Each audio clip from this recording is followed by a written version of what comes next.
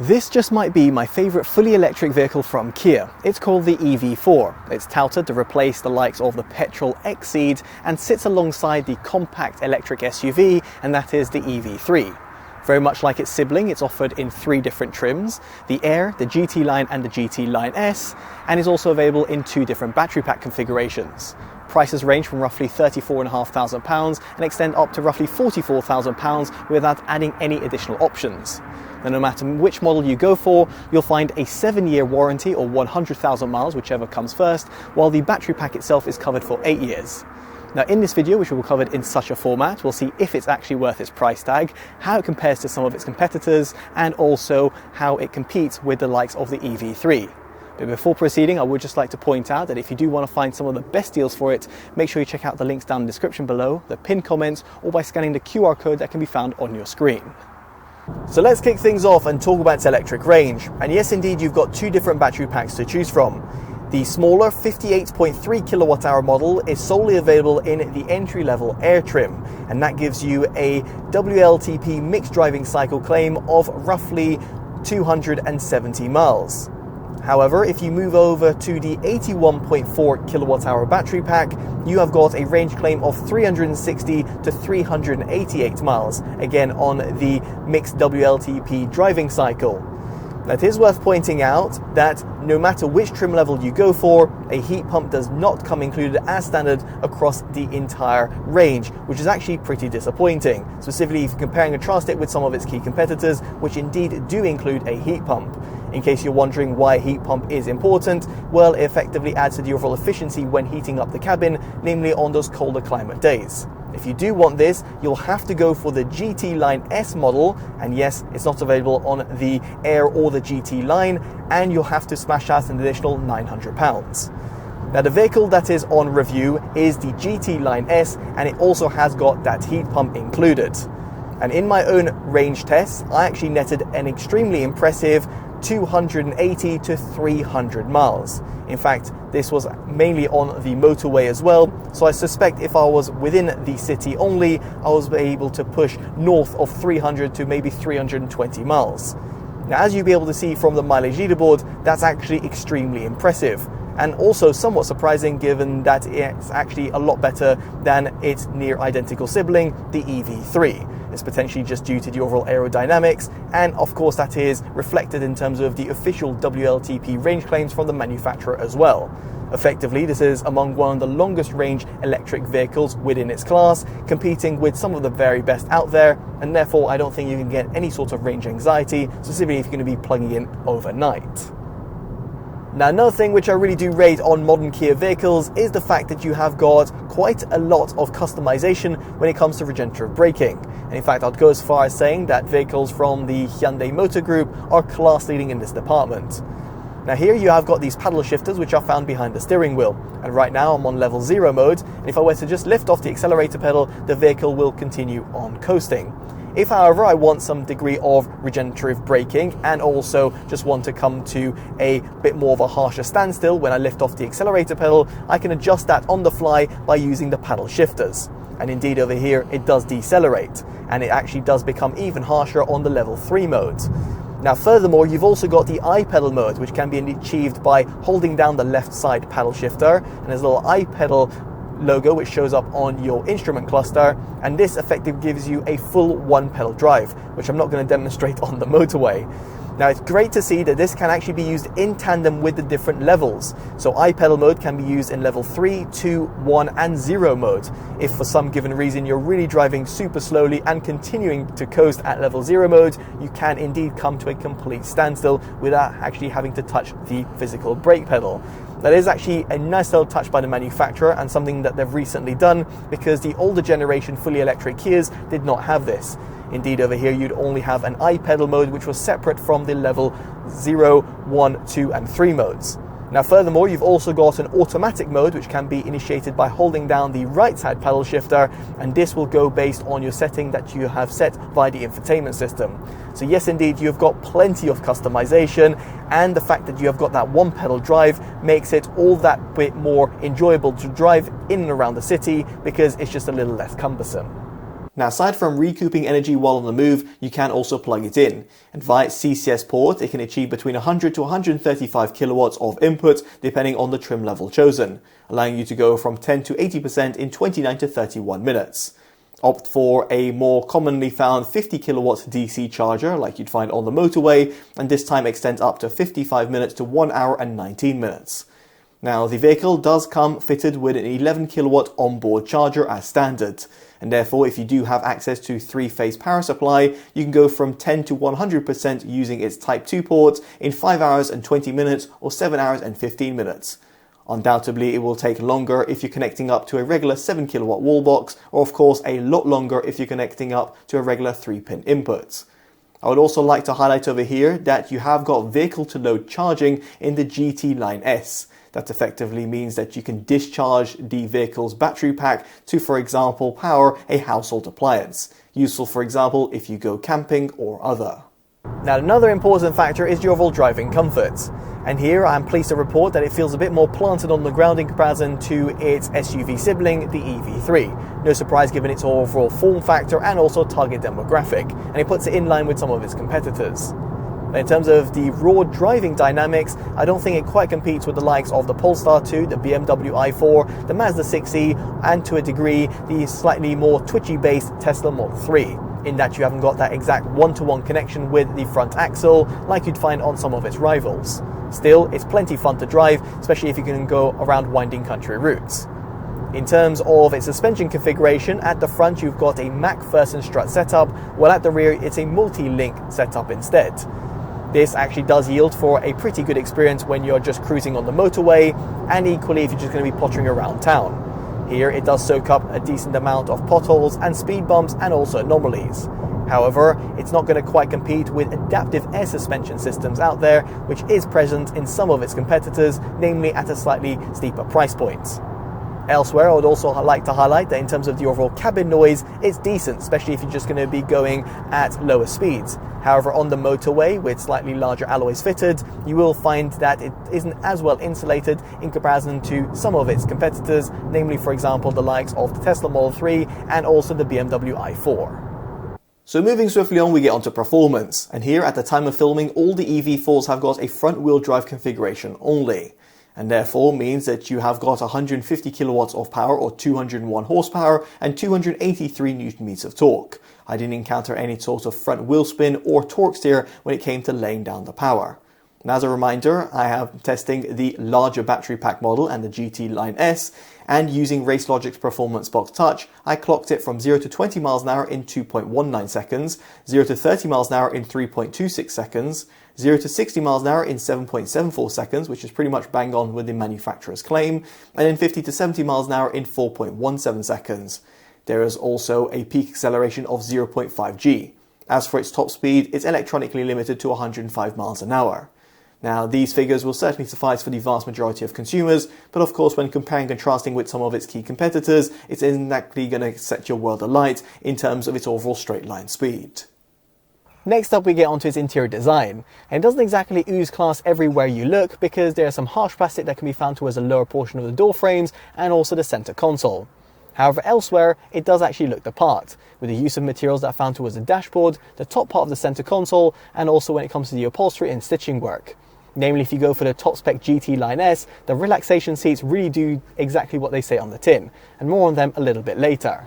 Now, it's also fantastic to see that the manufacturers really thought through the use of practicality, which isn't the same that could be said about the vast majority of the alternatives out there. Indeed, you've got physical buttons and dials which are found on the steering wheel, those paddle shifters which are found behind the steering wheel, which are for regenerative braking, as I covered before. Then you've got the traditional stalks. Then towards the dashboard, you have got a few toggles which can be used, for example, to adjust your fan speed or indeed the climate within the cabin. And just above that, you've also got some haptic and touch sensitive buttons which allow you to access different menus of the infotainment system. On that note, you've also got a 5.3-inch display that's dedicated for your climate controls. Yes, indeed, this resides next to the two displays, and it's actually quite intuitive to use even when you're on the move. Yet again over here, Kia's really thought it through, because it's actually utilized some of that dead weight space that you'd normally find on some alternatives out there and actually put it to use. Here, this climate control menu means that you don't have to faff around with the infotainment system. But of course, if you want an expanded view, you can do that by the touch of a button. Now, this does actually bring me onto the infotainment system. Here, the 12.3-inch display is very vivid, intuitively laid out, and also super responsive. It's also good to see that you have got two customizable buttons, one of which can be found towards the dashboard and the other one on the steering wheel, in order to access certain different menus within the infotainment system. So yet again, good thinking by the manufacturer.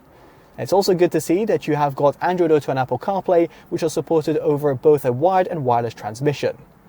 These third-party mobile operating systems also do feed through turn-based navigation data to the fully digitalized 12.3-inch instrument cluster. Yet again, a good little nod towards the manufacturer for the optimization that they've done. The instrument cluster itself is very vivid and provides you a good degree of customization. It's also good to see that the turn-based navigation data also does feed through to the head-up display, which is only present in the top-spec GT Line S.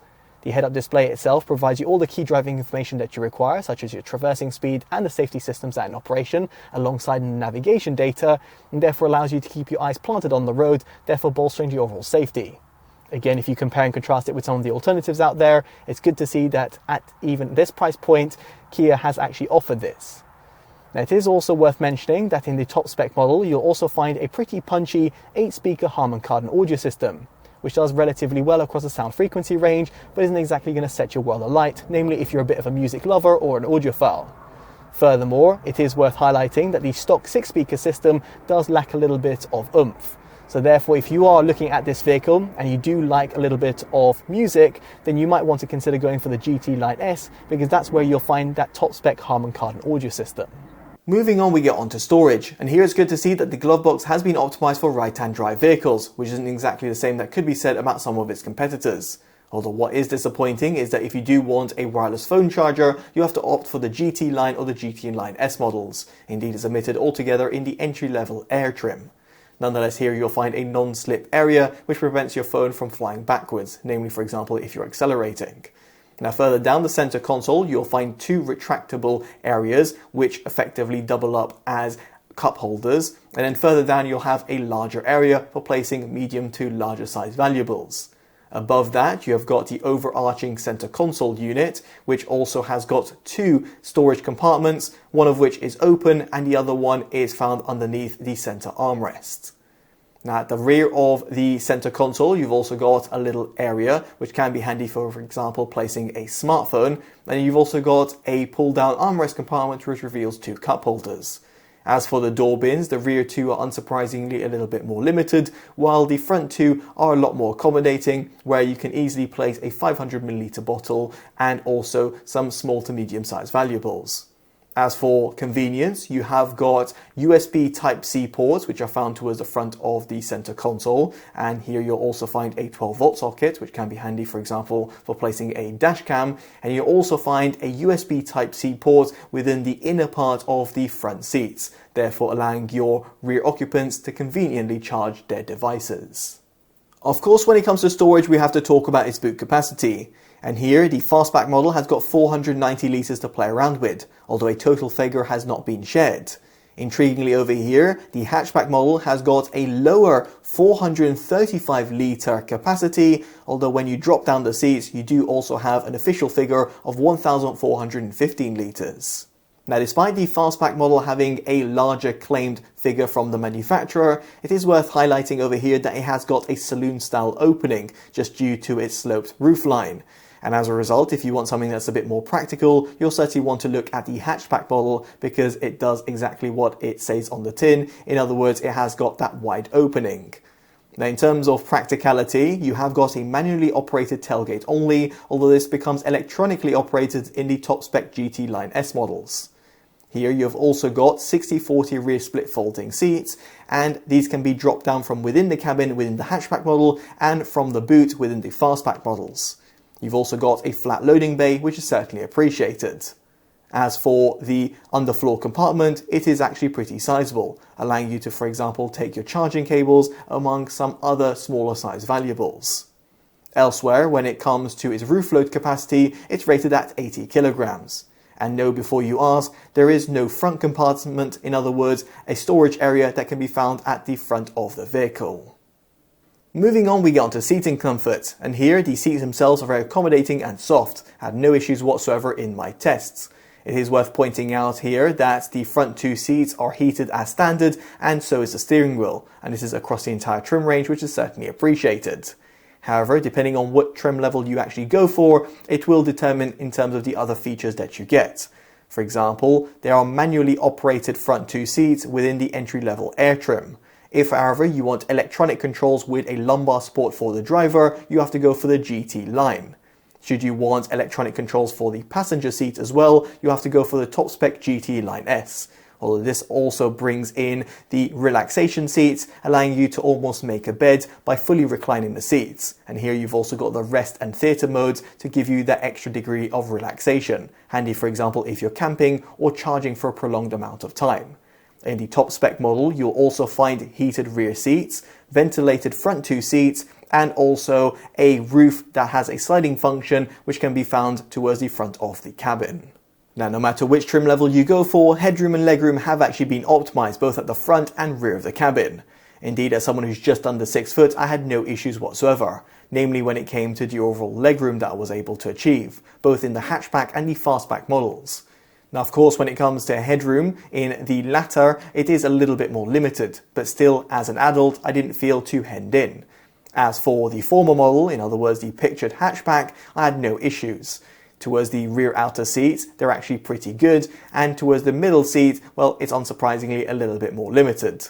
Although it's good to see that the manufacturer has optimized the footwell design and therefore provided extra amount of legroom, be it if you've got 3 or 2 occupants who are sat at the back. This perfectly brings me onto its exterior design, and I'll be curious to hear your thoughts down in the comment section below. Subjectively, I really do love what the manufacturer's achieved within the EV4 because it looks a little bit more aggressive and yet fits with the brand's DNA. At the front, you've got this kind of 3-pronged headlight design which is almost towards the side of the vehicle, therefore giving it a pretty futuristic look. You've got a covered front grille, which is no surprise given it is a fully electric vehicle. And then towards the side, you've got a really nice silhouette. It almost reminds me of the Porsche Taycan Cross Turismo, which is certainly a good thing. It's a shame you do not have body-coloured wheel arches, but you do have some really nice alloys. 17-inch in the Air and 19-inch in the GT line models. As for the rear, you've got a pretty futuristic look to it, thanks to how the tail lights look and also the fact that you've got that integrated spoiler. Frankly, when it comes to its exterior design, I've got no complaints whatsoever. In fact, it's also good to see that you've got active air flaps at the front of the vehicle, which have been added to optimize cooling. Now, in terms of your color options, it comes as standard in white. If, however, you want a black, red or blue finish, which is pictured, you have to go for an additional £625. And within the GT line models, you've also got the addition of a grey color finish as well. So what about when it comes to safety? Well, at the time of filming, the EV4 hasn't been tested by Euro NCAP, so I haven't got any sort of crash analysis. But if its sibling, the EV3, is anything to go by, then it should achieve the full 5 out of 5 stars. Now, what I can talk about are the driver assistance systems. And here you have got Smart Cruise Control, Highway Driving Assist 2.0, which effectively gives you steering support, Forward Collision Avoidance Assist, Lane Keep Assist and Lane Follow Assist, Intelligent Speed Limit Assist, Blind Spot Collision Avoidance Assist with Rear Cross Traffic Collision Avoidance, Safe Exit Warning and Driver Attention Warning. Indeed, all of these come included across the entire trim range. And within the GT Line S model, you've also got a blind spot view monitoring system, which effectively integrates the side cameras within your instrument cluster, therefore giving you a good degree of comfort when you are indicating on the motorway and therefore to check your blind spot. Now, while it's very much appreciated that you've got a whole bunch of driver assistance systems that are included, it is worth pointing out that they will become re-enabled every single time you power on the vehicle, no matter your last used setting. And in my opinion, it's a nonsensical decision from regulators, for example, Euro NCAP. Thankfully, Kia have provided you certain shortcuts. For example, if you want to disable the lane assist, you can do so by holding down the button that can be found on the steering wheel. And equally, when it comes to the speed limit warning, this can be done by holding down the mute button that can be again found on the steering wheel. If, however, you want to disable any of the other settings, for example, the driver attention warning, you'll have to faff around with the infotainment system. Here you can also pre-assign a custom button that can be found towards the dashboard to take you to your ADAS settings and therefore giving you a somewhat quicker means of accessing said menu. Now to conclude, I would like to talk about parking and visibility, and here I have no issues whatsoever. You've got a 10.86 meter turning circle, therefore making maneuverability a breeze, and you've got front and rear parking sensors and a rear view camera that come fitted as standard. If, however, you want remote smart parking assist, 360-degree cameras and parking collision avoidance assist, you have to go for the top spec GT Line S. Nonetheless, over here, visibility towards the front and side are pretty good, and depending if you go for the hatchback or the fastback model, visibility at the rear is pretty decent as well. So with all that in mind, it brings us on to a verdict of the Kia EV4. And sure enough, it's not exactly perfect. Certain individuals would have liked better performance or indeed electric range, although I do think both categories would suffice for the vast majority of consumers. Especially over here, if you do consider what else you're getting, it really does tick a lot of boxes. It's pretty comfortable to drive, you've got good amount of technology which has also been optimized, not only in terms of the infotainment system, the climate control menu and the instrument cluster, but also the head-up display and furthermore the driver assistance systems, which are also easy to toggle on and off. You've got good amount of legroom for your rear occupants and also a sizable boot, at least if you go for the hatchback model, which does feel a little bit more practical. Given all of this and its overall price tag, I certainly see myself recommending it, and as such it gets our Best Buy award. Now I'd be curious to know what you make of the EV4 down in the comment section below, and if you'd pick it over some rival alternatives out there in the market. If you've enjoyed this detailed independent review, definitely do consider dropping a like, subscribing and hitting that bell notification, all of which would be greatly appreciated. As such, I've been Chris from TotallyEV, and I hope we see you next one. Take care of yourselves and goodbye.